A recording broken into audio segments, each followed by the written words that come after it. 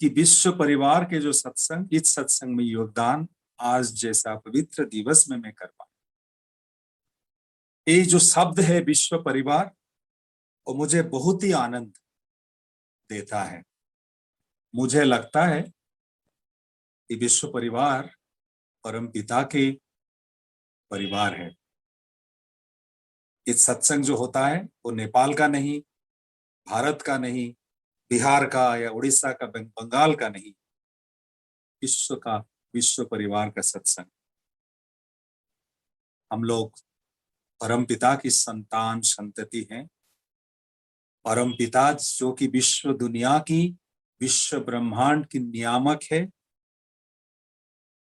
जो इस विश्व ब्रह्मांड की सृष्टा है, उनके सृजन, उनके द्वारा सृष्टि किया हुआ इस विश्व ब्रह्मांड में हर कोई एक परिवार का सदस्य है। और अगर कभी मन में वही प्रश्न आता है, ये ऐसे कैसे संभव हो सकता है, इसका उत्तर में इतना ही हम कह सकते हैं, इस विश्व ब्रह्मांड का सृष्टा स्वयं श्री श्री ठाकुर है और इस विश्व ब्रह्मांड उनके अंदर समाहित है। उनके अंदर विश्व ब्रह्मांड समाहित है। इसका अर्थ वही हुआ कि इस विश्व दुनिया में हर कोन अनुकोन में, विश्व दुनिया में जो कुछ हम देखते हैं, पहाड़, जंगल, पर्वत, नदी, समुद्र, आदमी, जानवर, जो भी देखते हैं, इस धरती, इस नक्षत्र, गैलेक्सीज, जो कुछ देखते हैं, उसमें श्री श्री ठाकुर सूक्ष्म शरीर में उनका उपस्थिति हम लोग अनुभव कर सकते हैं। इसीलिए उनको कहा जाता है ओमनी प्रेजेंट, जो सर्वव्यापक है, एक साथ हर वस्तु में, हर चीजों में उनका उपस्थिति हम लोग अनुभव कर सकते हैं। इसीलिए कहा जाता है इस विश्व ब्रह्मांड उनके अंदर समाहित है।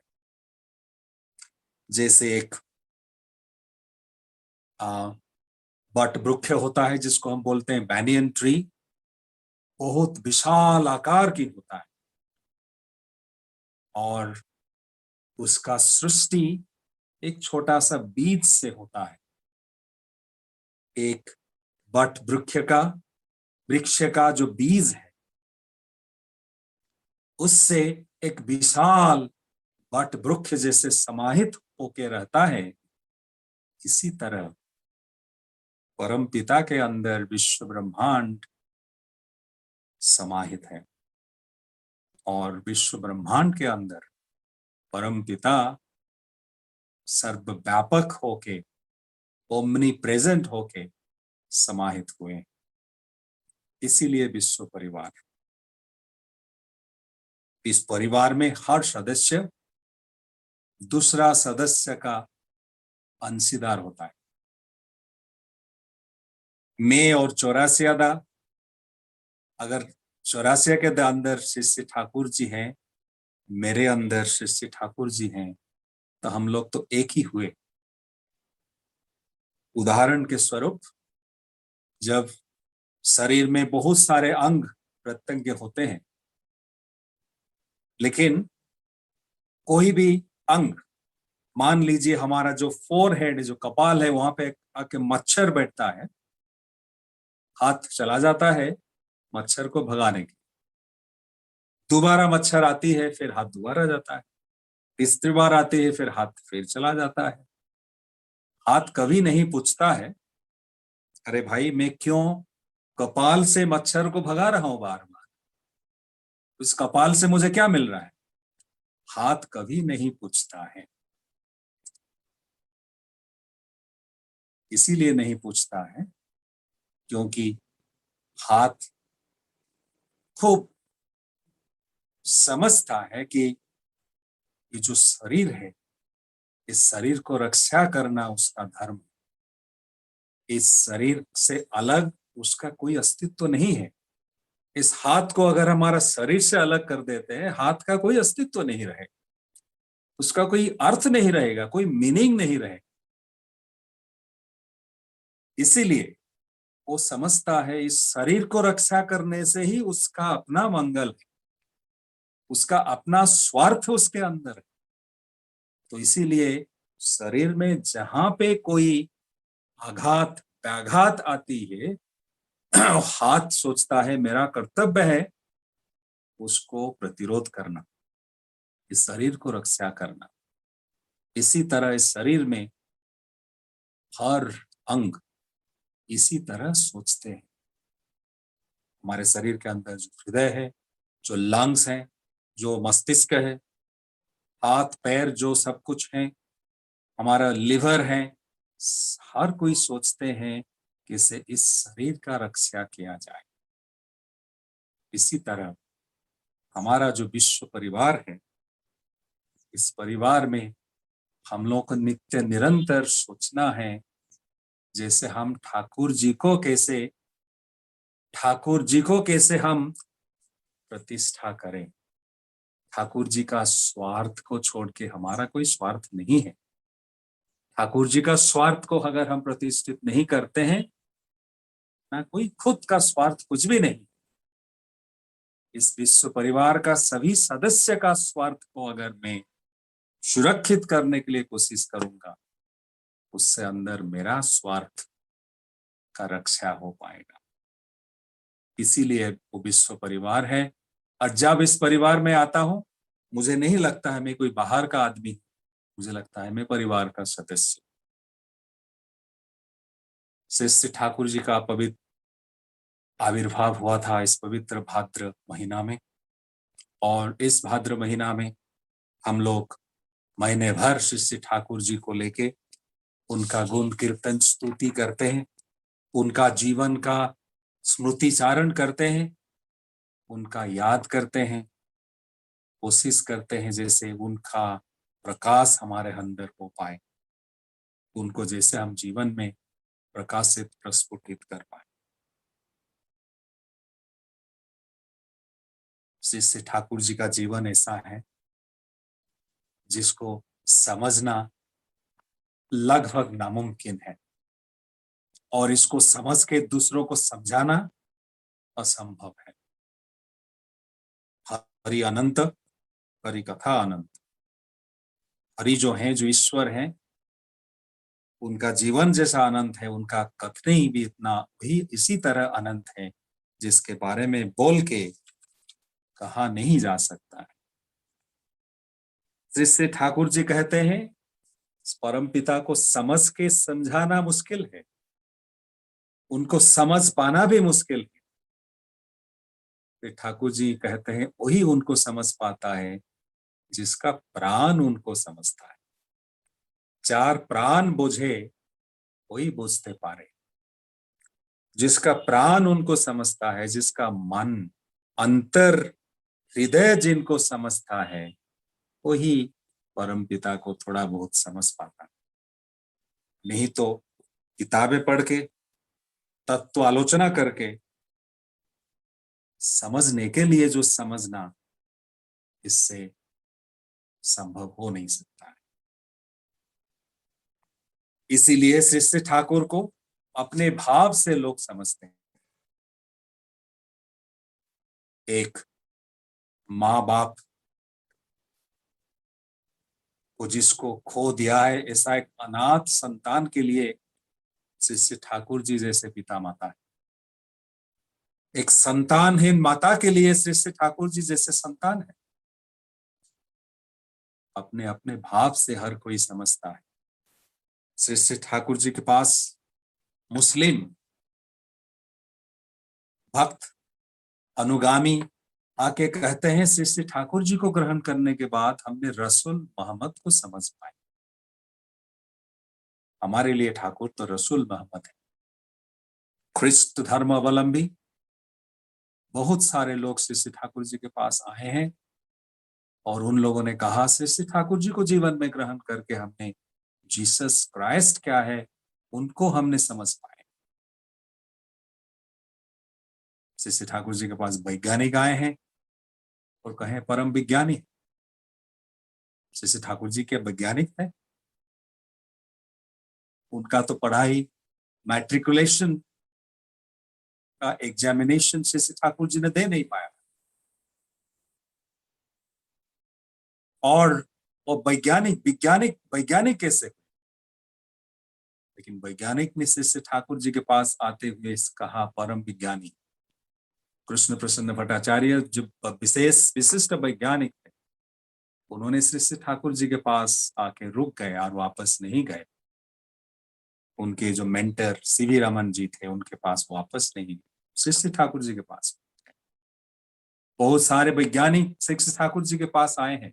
श्री ठाकुर जी कह रहे हैं इस विश्व ब्रह्मांड में जो कुछ मैंने देखा है अपना अनुभव से, अनुभूति से उसको मैंने विश्लेषण किया हूं, खुद उसको मैं उपलब्धि किया हूं, और अणु परमाणु, न्यूटन, प्रोटॉन, इलेक्ट्रॉन, हर चीजों को जैसे मैं अपने नेकेड आई से देख सकता हूं। मुझे कभी कभी ऐसा भी अनुभूति हुआ है जैसे विश्व ब्रह्मांड का जितने पहाड़, जंगल, नदी, समुद्र, पृथ्वी, धरती जो कुछ है, जिसे सब कुछ लाइट पार्टिकल्स में, आलोक कणा में रूपांतरित हो जाते हैं, फिर घनीभूत होके जैसे पहले थे इसी तरह बन जाते हैं। मैं अपने आंखों में बहु बार देखा हूं। श्री ठाकुर जी के साहित्यिक थे, तथाकथित भाव से जो कवि, लेखक, साहित्यिक, ऐसे तो श्री ठाकुर जी नहीं थे, लेकिन उनके मुंह से निकला हुआ जो कथा 22,000 पृष्ठा में लिपिबद्ध हुआ है, गद्य में, पद्य में। लेकिन श्री ठाकुर जी के साहित्यिक थे, श्री ठाकुर जी के चिकित्सक थे। सांसारिक भाव से उन्होंने होम्योपैथी की शिक्षा किया था। उन्होंने अपना जीवन का आद्य अवस्था में चिकित्सक का भूमिका निभाया था। उसके बाद श्री ठाकुर जी ने सिद्धांत लिया, मनुष्य का जीवन का जो असली समस्या है वो शरीर से ज्यादा मन का है, और मन को अगर सुधार सकते हैं तो आदमी का जीवन सुंदर हो सकता है। श्री ठाकुर जी शुरू किए थे कीर्तन, कीर्तन के बाद फिर वही कीर्तन का परिवेश से सृष्टि हुआ था सत्संग का विशाल आंदोलन। मुझे मालूम नहीं श्री ठाकुर के सचमुच चिकित्सक थे, लेकिन उनका स्पर्श से दुसाध्य रोग का साधन होता था, रोगी आरोग्य हो जाते थे उनका बात सुन के, उनका स्पर्श। श्री ठाकुर है क्या? वो विज्ञानी, वो समाज सेवी, वो राष्ट्र नायक, वो शिक्षाविद। श्री ठाकुर जी के पास शिक्षागत योग्यता तो नहीं था, एजुकेशनल क्वालिफिकेशन नहीं था, लेकिन डीएन कोठारी जैसे शिक्षाविद, जिनको भारत सरकार ने शिक्षा व्यवस्था, शिक्षा एजुकेशन पॉलिसी निर्धारण करने का दायित्व दिया था, वो श्री ठाकुर जी के पास बार बार आए थे शिक्षा के बारे में जानने के लिए। अनुश्रुति में, दी मैसेज में, बहुत सारे ग्रंथ में शिक्षा के बारे में अनगिनत वाणियां से ठाकुर जी दे रहे हैं, जो मनुष्य जीवन में शिक्षा के लिए अमूल्य है। तो इसीलिए श्री ठाकुर जी को समझ पाना मुश्किल है, नामुमकिन। और श्री ठाकुर जी दया करके हमें बताए हैं, जिनका मन प्राण उनको समझता है वही थोड़ा बहुत उनको समझ पाता है। इस अनंत जीवन को समझने के लिए उनके जीवन के और अगर हम झांक के देखते हैं, थोड़ा बहुत उनकी जीवन का गंभीरता और विशालता हमारे समझ में आता है। आकाश इस आकाश की जो रंग, जो वर्ण है, जो कलर है वो नीला है, उसको समझने के लिए सारा आकाश भ्रमण करने का जरूरत नहीं होता है।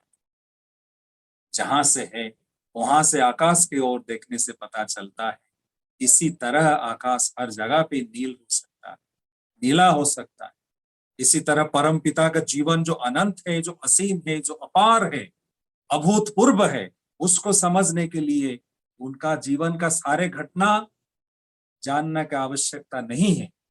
एक घटना से उनका जीवन का गंभीरता, व्यापकता, विशालता का परिचय मिलता है। एक बानी से उनका जीवन का व्यापकता का परिचय, झलक थोड़ा बहुत हमें मिलता है। इससे ठाकुर जी का जीवन कैसा हो सकता। प्रफुल्ल चंद्र दास ने अपना बंधु, जो कि आईएएस ऑफिसर हाल ही में बने थे, उनको लेके श्री ठाकुर जी के पास आए हैं और उनको बहुत कुछ श्री ठाकुर जी के बारे में उन्होंने बताया था। कहा था, दोस्त मैं ठाकुर जी के पास लेके चलता हूँ, उनसे बात करोगे, जीवन के बारे में, तुम्हारा प्रोफेशन के बारे में बहुत सारा जानकारी तुम्हें मिलेगा। और श्री ठाकुर जी के पास प्रफुल्लदा ने उनके जो बंधु उनको लेके आए हैं। श्री ठाकुर जी के जो कमरे में बैठे थे, वहां पे अंदर में प्रवेश करके तो बंधु श्री ठाकुर जी के समीप प्रणाम करके बैठे हुए हैं। श्री ठाकुर जी नीरव है, कुछ नहीं बोल रहे हैं, उनका मुंह से कोई बात नहीं निकल रहा। थोड़ी ही देर में उन लोगों को पता चला कि श्री ठाकुर जी का मन दुखी है, विषण्ण है, किसी कारणवश श्री ठाकुर जी बात नहीं कर रहे हैं। थोड़ी ही देर के बाद श्री ठाकुर जी ने कहा, आज कोई कुत्ता का मौत हो गया। देवघर शहर में इस कुत्ता बीमार था।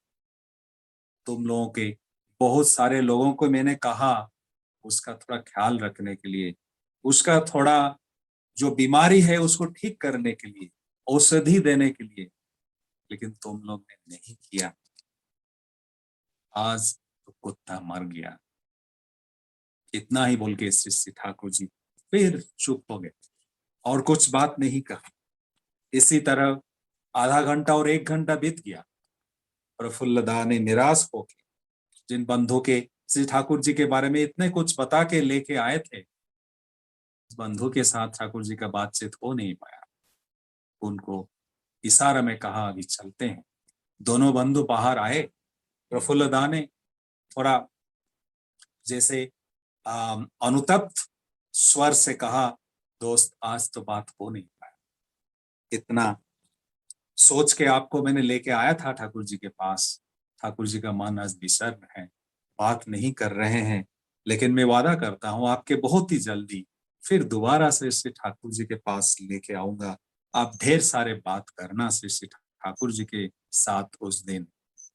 प्रफुल्लदा के दोस्त ने कहा, मैं क्या बात करूं, मुझे क्या सुनना है, मुझे क्या देखना है, मुझे क्या जानना है।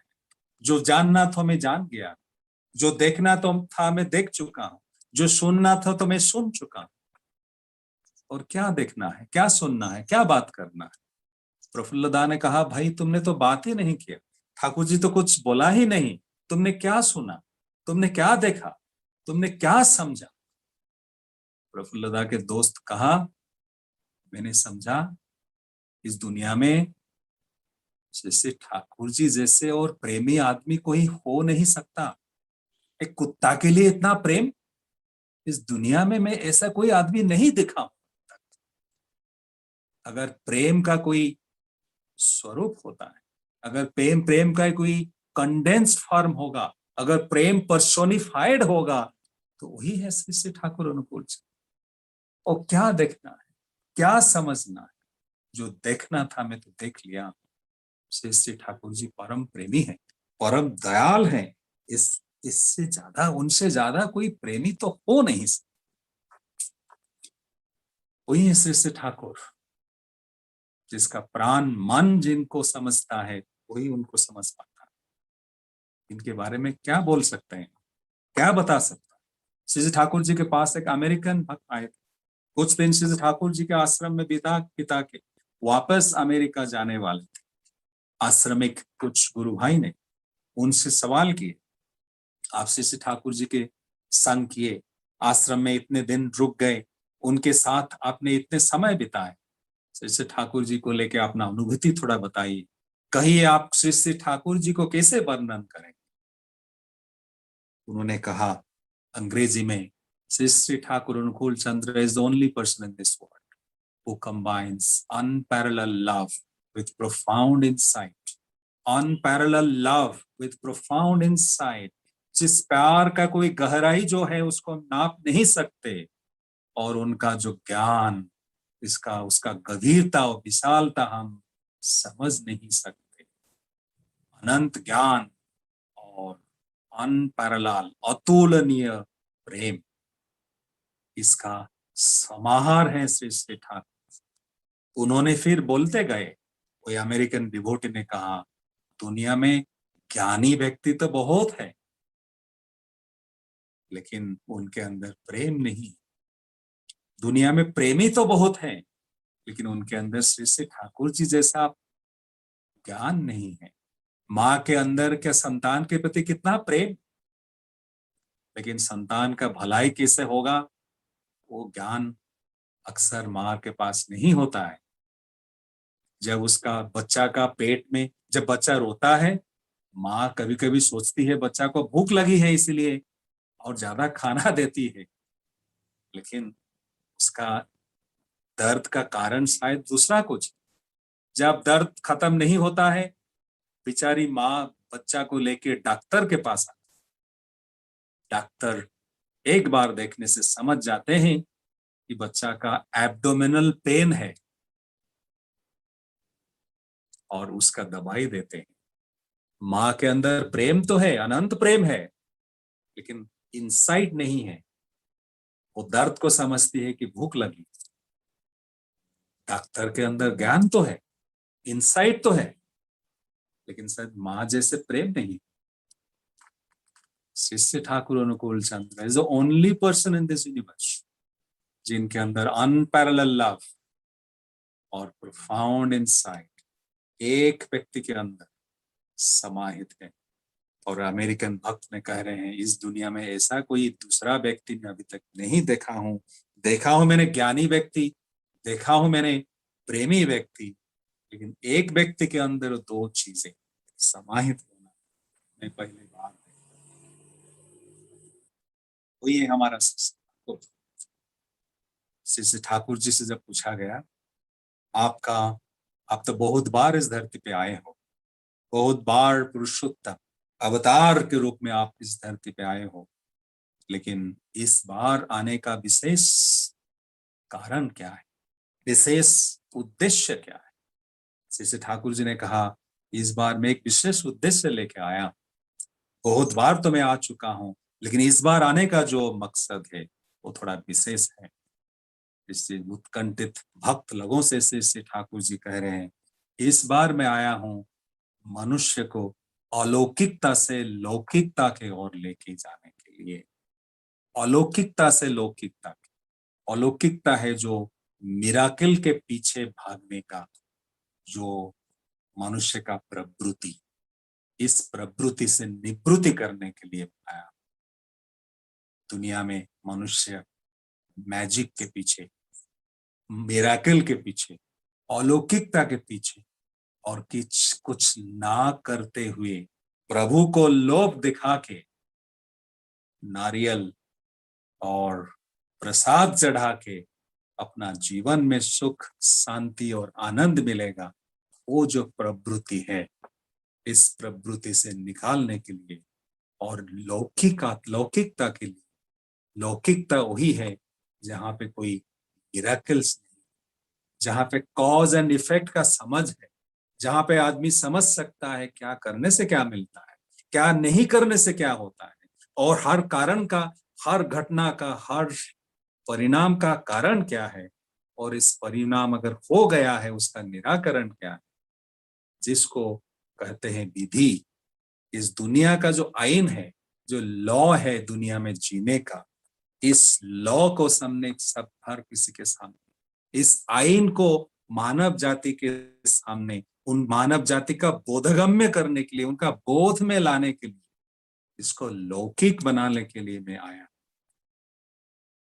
मेरा जो बातें हैं उसके पीछे हैं जुक्ति, कारण, वैज्ञानिक सम्मति, और वो एक universal set of principles, laws या आइन के वजह से होते हैं। और इस आइन को कहते हैं विधि, और विधि को जो धारण करते हैं वो ये विधाता।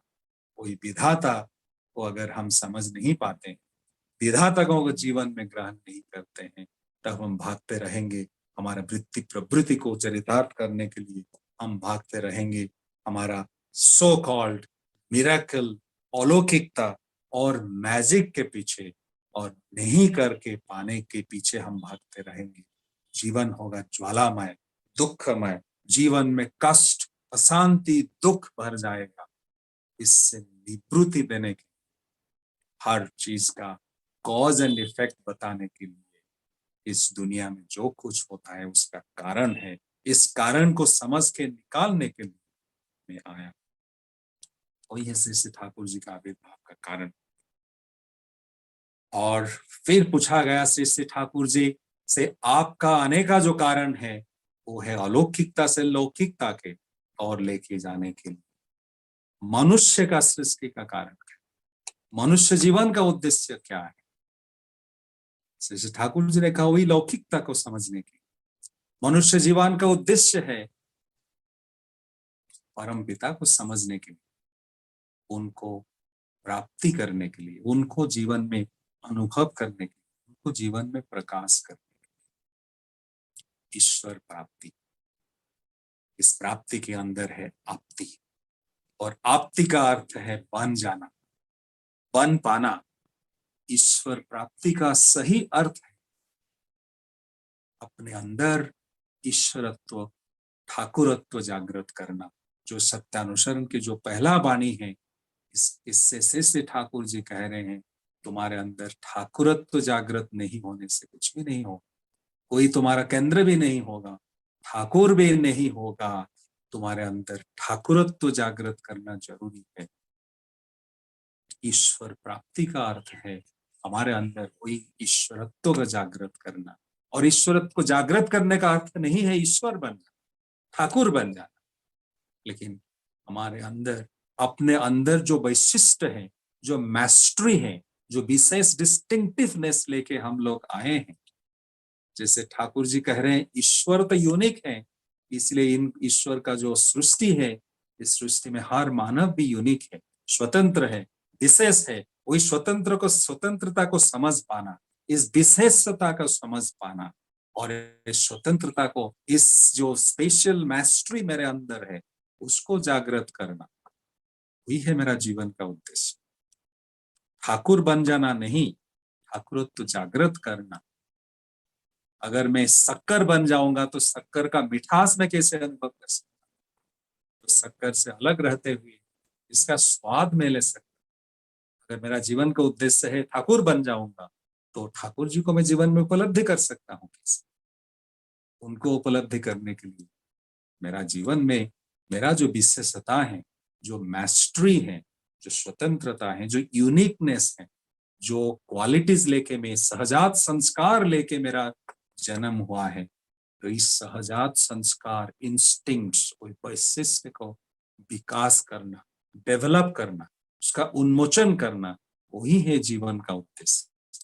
इसके अंदर ईश्वर प्राप्ति, वही आप्ति, वही विवर्तन हमारा जीवन का उद्देश्य है। आज एक पवित्र दिन है, देवघर जैसे ठाकुर जी के शुभ आगमन दिवस है। इस दिन आज से 76 साल पहले श्री ठाकुर जी ने पाबना जिला के हिमायतपुर के अपने जो विशाल आश्रम उन्होंने वहां पे प्रतिष्ठा किए थे, उसको सब एक दिन में सब त्याग करते हुए देवघर आ गए थे, अपने भक्त पार्षद को संग में लेते हुए।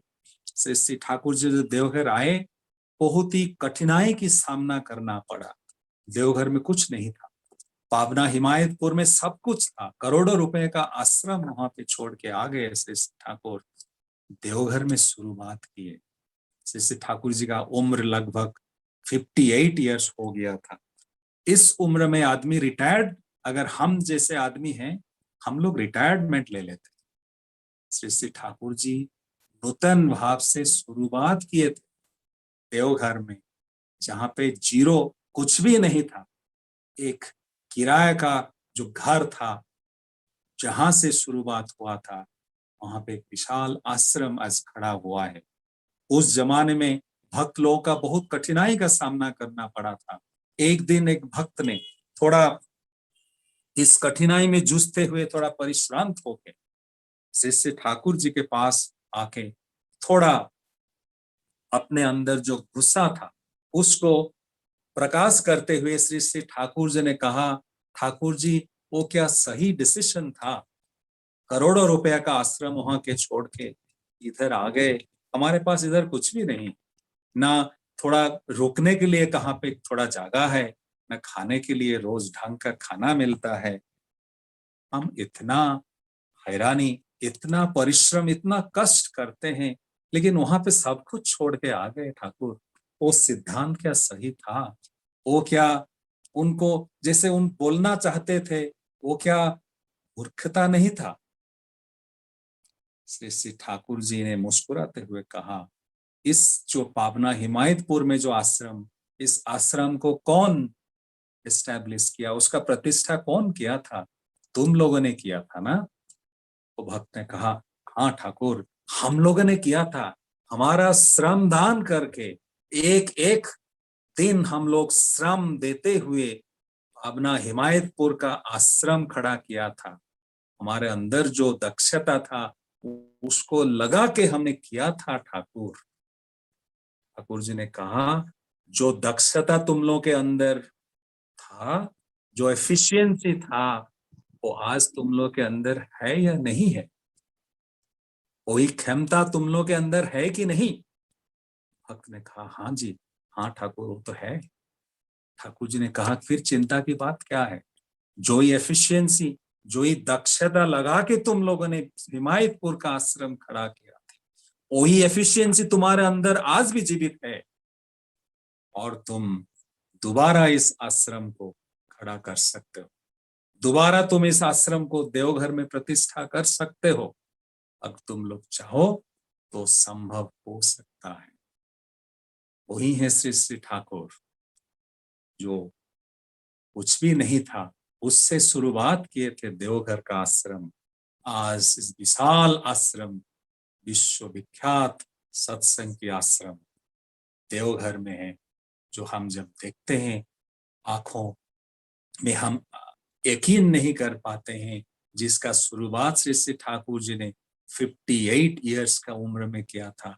जब आदमी शायद सोचता है कि मेरा जीवन खत्म हो गया, मेरा अभी रिटायरमेंट लेके बच्चे बीवी के साथ मेरा समय अतिबाहित करना है, उस उम्र में श्री श्री ठाकुर जी ने शुरुआत की थी। और आज हम देखते हैं विशाल आश्रम देवघर में, और आज इस देवघर आगमन का शुभ दिवस हम लोग मनाते हैं। इस पवित्र दिवस में हम श्री श्री ठाकुर जी की याद करते हैं। श्री श्री ठाकुर जी का वही बात मुझे याद आता है। श्री श्री ठाकुर जी ने भक्त ने जब प्रश्न किया था, ठाकुर जी आप जब नहीं रहेंगे शरीर में, रक्त मांस शरीर में, हम लोग कैसे आपको अनुभव कर पाएंगे? श्री श्री ठाकुर जी ने कहा, इस देवघर में, इस मिट्टी में, इस देवघर का हर पेड़ में, हर मकान में, हर इस जो यहाँ पे जो वायुमंडल है, इसके हर अणु परमाणु में मेरा जो आत्मा है, उसके अंदर तुम अनुभव कर सकते हो। जब मुझे मिलने के लिए तुम्हें दिल करे, तुम भाग के आ जाना इस देवघर में, मेरा इस पवित्र भूमि में तुम मेरा सत्ता की अनुभव उपलब्धि कर सकते हो। श्री श्री ठाकुर जी ने कहा, मैं जब नहीं रहूंगा, मैं तत्वतः और सत्वतः